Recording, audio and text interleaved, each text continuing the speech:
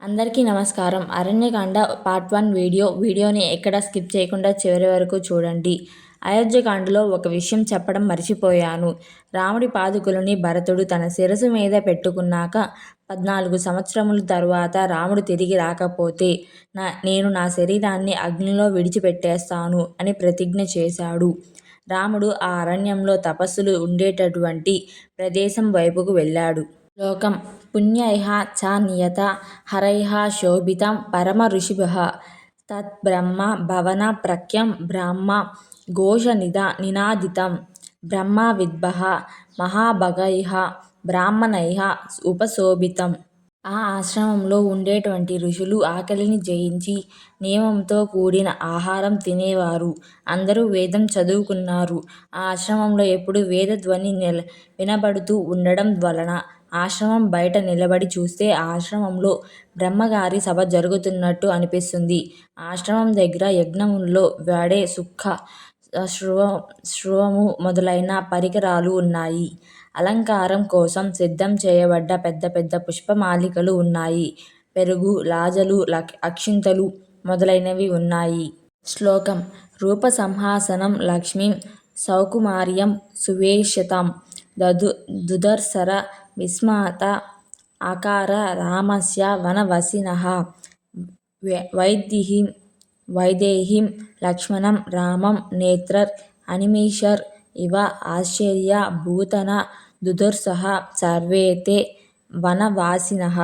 ఆ ఆశ్రమం దగ్గరికి వచ్చాక రాముడు తన ధనుస్సు యొక్క వింటినారికి విప్పేసి లోపలికి ప్రవేశించాడు. అప్పుడు సీతారామలక్ష్మణులను చూసిన ఆ ఋషులు వాళ్ళ సౌందర్యాన్ని చూసి ఆశ్చర్యంతో విస్మయులై అలా ఉండిపోయారు. బ్రహ్మ తేజస్సు ఉన్నటువంటి ఋషులు ఆనాడు రాముడి తేజస్సును చూసి అలా ఉండిపోయారు.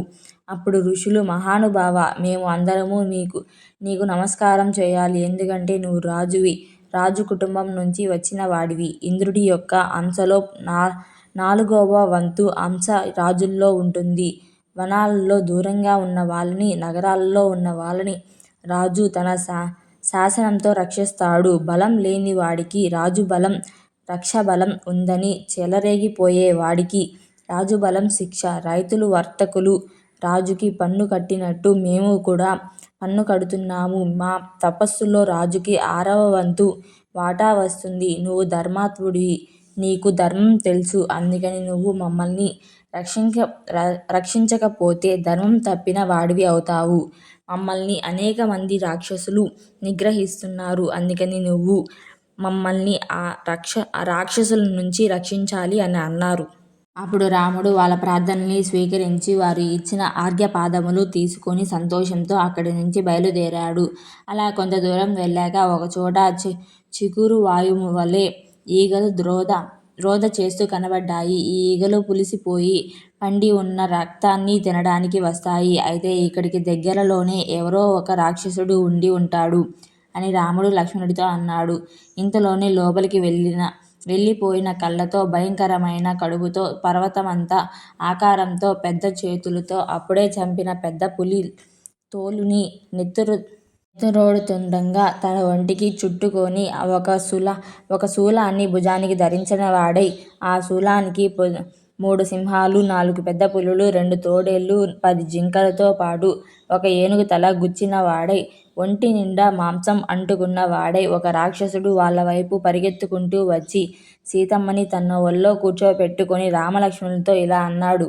శ్లోకం అధర్మాచారిణౌ పాపౌ కౌ యువం ముని దోషకౌ అహం వనం ఇదం దుర్గం వీరగౌ నామ రాక్షసః చారిమి సాయుధో నిత్యం ఋషి మాంసాన్ని భక్ష్యన్ ఇయం నారీ వారరోహ మమ భార్య భవిష్యతి. అధర్ములు, పాపమైన జీవితం ఉన్నవాళ్ళు ముని వేషాలు వేసుకొని భార్యతో ఎందుకు తిరుగుతున్నారు? అందుకే మీ భార్యని నేను తీసుకున్నాను. ఇక నుంచి ఈమె నాకు భార్యగా ఉంటుంది. అందుకని మీరు ఈ ప్రాంతాన్ని విడిచిపెట్టి వెళ్ళిపోండి. నన్ను విరాధుడు, రాధ అంటే ఆనందం, విరాధ అంటే ఆనందానికి వ్యతిరేకం అంటారు. నేను ఈ అరణ్యంలో తిరుగుతూ ఉంటాను. నాకు ఋషుల మాంసం తినడం చాలా ఇష్టమైన పని అన్నాడు. ఇప్పుడు రాముడు లక్ష్మణుడితో చూశావా లక్ష్మణ, ఎంత తొందరగా కైకమ్మ కోరిక తీరపోతుందో. నాకు ఎంత కష్టం వచ్చిందో చూశావా. నా కళ్ళ ముందు పరాయి వాడు నా భార్యని ఎత్తుకొని తీసుకువెళ్ళి తన ఒళ్ళో కూర్చోబెట్టుకున్నాడు. నాకు చాలా దుఃఖంగా ఉంది అని ఆ విరాధుడి వైపు చూసి, మమ్మల్ని ఎవరు అని అడిగావు కదా. మేము దశరథ మహారాజు పుత్రులము. మేము రామలక్ష్మణులము. మా తండ్రిగారి మాట మీద అరణ్యాల్లో సంచరిస్తున్నాము. అసలు నువ్వెవరు అని రాముడు అన్నాడు. అప్పుడు విరాధుడు, నేను జవుడు అనే ఆయన కుమారుడిని. మా అమ్మ పేరు శతహద్ర. నేను ఈ అరణ్యంలో తిరుగుతూ అన్నిటినీ తింటూ ఉంటాను అని చెప్పి సీతమ్మని తీసుకెళ్ళే ప్రయత్నంలో ఉండగా రామలక్ష్మణులు అగ్నిశేఖల వంటి బాణములు ప్రయోగం చేశారు. అప్పుడు విరాధుడు ఆవలించేసరికి ఆ బాణములు కింద పడిపోయాయి. అప్పుడు వాళ్ళు అనేక బాణములతో ఆ విరాధుడిని బాధపెట్టారు. ఆగ్రహించిన విరాధుడు రాముడి మీదకి తన శూలాన్ని వదిలాడు. రాముడు తీవ్రమైన వేగం కలిగిన బాణముల చేత ఆ శూలాన్ని గాలిలోనే ముక్కలు చేశాడు. అప్పుడు విరాధుడు సీతమ్మని విడిచిపెట్టి రామలక్ష్మణులిద్దరినీ పట్టుకొని తన భుజాల మీద వేసుకొని అరణ్యంలోకి వెళ్ళాడు. ఇది చూసిన సీతమ్మ గట్టిగా ఆక్రందన చేసింది. అప్పుడు రాముడు తన బలం చేత ఆ విరాధుడి యొక్క చేతిని విరిచేశాడు. లక్ష్మణుడు మరో చేతిని ఖండించేసరికి విరాధుడు కింద పడ్డాడు. కింద పడ్డ విరాధుడిని రామలక్ష్మణులు తీవ్రంగా కొట్టారు. పైకి కిందకి పడేశారు. అయినా వాడు చావలేదు. ఇలా లాభం లేదు. ఇక వీడిని పాతి పెట్టాల్సిందే అని రాముడు లక్ష్మణుడితో ఏనుగుని పట్టడానికి తవ్వే ఒక పెద్ద గొయ్యి తవ్వమని ఆ విరాధుడి కంఠం మీద తన పాదాన్ని తొక్కిపెట్టి ఉంచాడు. అప్పుడు విరాధుడు వేసిన కేకలకి అరణ్యమంతా కదిలిపోయింది. కొంతసేపటికి లక్ష్మణుడు గోతిని తవ్వేశాడు. అప్పుడు విరాధుడు, నేను తపస్సు చేత బ్రహ్మగారి వరం పొందాను. అందువలన నన్ను అస్త్రశస్త్రములు ఏమీ చేయలేవు. నాకు ఇప్పుడు అర్థమయింది. నువ్వు కౌసల్య కుమారుడు అయిన రాముడివి. నీ భార్య వైదేహి, నీ తమ్ముడు లక్ష్మణుడు అని నేను ఒకప్పుడు తుంబురుడు అనే పేరు కలిగిన గంధర్వుడిని. కానీ నాకు రంభ అనే అప్సరస మీద కలిగిన కామం వలన కుబేరుడి సభకి వెళ్ళలేదు. ఆగ్రహించిన కుబేరుడు నన్ను భయంకరమైన రాక్షసుడిగా జన్మించమని శపించాడు. అప్పుడు నేను కుబేరుడిని, నాకు శాప విమోచనం ఎలా కలుగుతుంది అని అడిగాను. నీవు ఎన్నడూ దశరథుడి కుమారుడైన రాముడి చేతిలో నిహతుడివి అవుతావో ఆనాడు నువ్వు శాప విముక్తుడివై మళ్ళీ స్వర్గాన్ని పొందుతావు అని కుబేరుడు శాప విమోచనం చెప్పాడు. కాబట్టి నన్ను ఈ గోతిలో పడేసి సంహరించండి. ఇక్కడి నుంచి 1.5 యోజనముల దూరం వెళ్తే శరభంగ మహర్షి ఆశ్రమం ఉంది. నువ్వు తప్పకుండా ఆయన దర్శనం చెయ్యి. నీకు మంచి జరుగుతుంది అని విరాధుడు రాముడితో అన్నాడు. తర్వాత రామలక్ష్మణులు ఆ విరాధుడిని ఆ గోతిలో వేసి మట్టితో పూడ్చేసి శరభంగ ముని ఆశ్రమానికి వెళ్ళారు. వారు శరభంగ ముని ఆశ్రమానికి చేరుకోగానే వాళ్ళకి ఆకాశంలో ఒక రథం నిలబడి కనబడింది. ఆ రథానికి ఆకుపచ్చని గుర్రాలు కట్టుబడి ఉన్నాయి. ఆ రథం మీద ఒక గొడుగు ఉంది. సూర్యుడో లేక చంద్రుడో వచ్చి నిలబడ్డారా అన్నట్టు ఆ గొడుగు ఉంది. రథం అంతా మెరిసిపోతుంది. ఆ రథం చుట్టూ 25 సంవత్సరములు కలిగిన కొన్ని వందల మందితో సైన్యం నిలబడి ఉంది. వారందరూ పెద్ద ఖడ్గాలు పట్టుకొని దివ్యమైన తేజస్సుతో ఉన్నారు. ఆ రథంలోని ఆసనం పక్కన వింజామారులు పట్టుకొని దేవతా స్త్రీలు నిలబడి ఉన్నారు. కానీ ఆసనం ఖాళీగా ఉంది. ఆ ఆసనం మీద కూర్చోవలసిన వ్యక్తి శరభంగ మహర్షితో మాట్లాడుతూ ఉన్నాడు. ఆయన నేల మీద నిలబడి లేడు, గాలిలో నిలబడి ఉన్నాడు. ఇది గమనించిన రాముడు వెంటనే లక్ష్మణుడిని పిలిచి, లక్ష్మణ, మనం వేదంలో చదువుకున్నాము కదా, ఇంద్రుడిని పిలిచేటప్పుడు ఆకుపచ్చ గుర్రములు కట్టినటువంటి రథం మీద వచ్చే ఇంద్ర అని పిలుస్తాము కదా. అదిగో ఆ ఇంద్రుడు ఇప్పుడు శరభంగ మహర్షితో మాట్లాడుతున్నాడు. కావున మనం అందరం ఒకేసారి లోపలికి వెళ్ళిపోకూడదు. అందుకని ముందు నేను లోపలికి వెళ్ళి ఆ ఇంద్రుడిని ఒకసారి చూస్తాను అన్నాడు. అలా లోపలికి వస్తున్న రాముడిని ఇంద్రుడు చూసి శరభంగుడితో ఇలా అన్నాడు.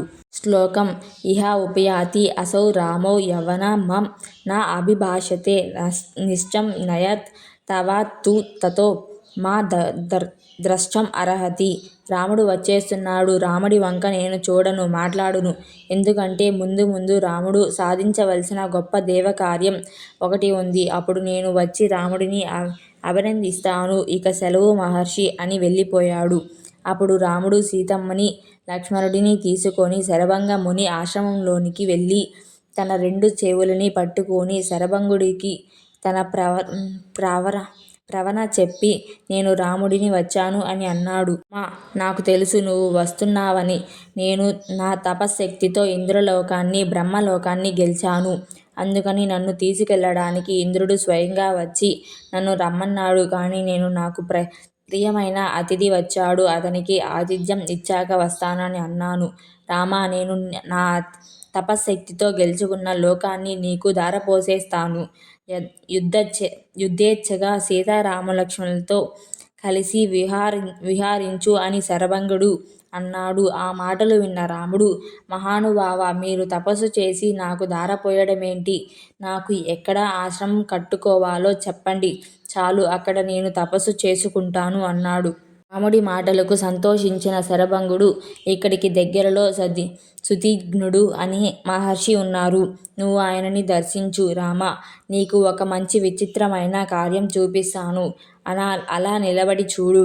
నా శరీరం జర్జరీభూతం, ముసలిదయిపోయి ముడతలు అయిపోయింది కనుక ఈ శరీరాన్ని అగ్నిలో కాలుస్తాను అని చెప్పి ఆ అగ్నిహోత్రంలో నెయ్యి వేసి తన శరీరాన్ని ఆ అగ్నిలో వేశాడు. శ్లోకం తస్య రోమణీకేశం తదా వహ్నిం మహాత్మనః జీర్ణం త్వచం తదా అస్థిని యచ్చ మాంసం చోనితం. ఈ సన్నివేశాన్ని చూసిన సీతారామలక్ష్మణులు ఆశ్చర్యంతో అలా ఉండిపోయారు. ఆ అగ్నిలో శరభంగుడి వెంట్రుకలు, శరీరం, రక్తం, ఎముకలు కాలిపోయాయి. తరువాత ఆ శరభంగుడు ఆ అగ్ని నుండి కౌమారంతో ఉన్న శరీరంతో బయటికి వచ్చి ఋషులు నిత్యాగ్ని హోత్రములు పొందే లోకాన్ని దాటి బ్రహ్మలోకంలోకి వెళ్ళిపోయాడు.